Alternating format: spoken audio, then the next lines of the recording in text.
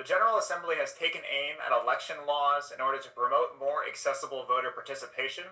This includes removing strict photo ID requirements and expanding early voting. You have called for reinstating strict photo ID requirements as part of your platform. Could you share why this is a priority of your campaign?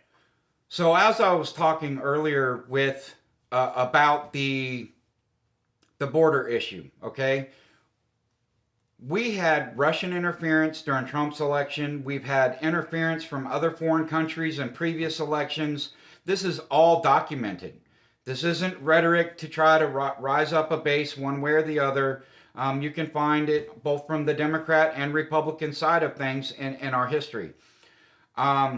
Because of that, and because of our borders not being secured, we don't know 100% for sure if our elections have been compromised.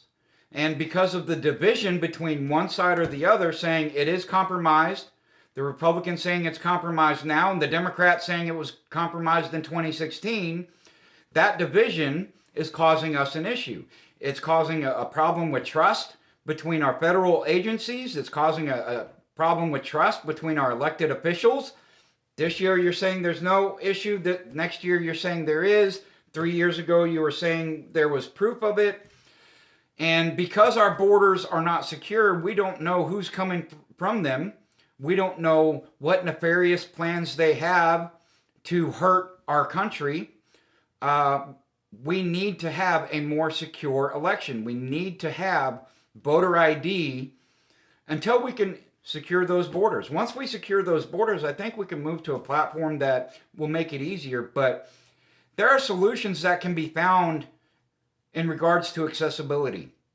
Right now, you have to drive 2-3 miles to your local closest election facility. You have to show your voter ID. Okay, what if we send a mobile unit that goes into the neighborhoods and, takes voters that way? It's an armored truck. It can't be broke into. It can't be violated. We can verify who they are right there. They can fill out the form right there. And it can go into an armored truck where it's not going to be tampered with. And it can go back to a facility where you've got Republicans, Democrats, independent, all verifying the signatures, the photo ID, everything to 100% prove to the people, right, that it's not been tampered with. Right now, the people don't have that proof. Right now, you've got one side saying, look at this, look at that, from the 2016 election, from this year's election. And because of that division, because of that uncertainty from either side, I think what we need to do for this election is move to a contingency vote under the 12th Amendment. We've had to do it 3 times in the history of our country. And I think the division that we're at right now in our country, with enough people saying that they don't trust the election, that's the way this needs to go.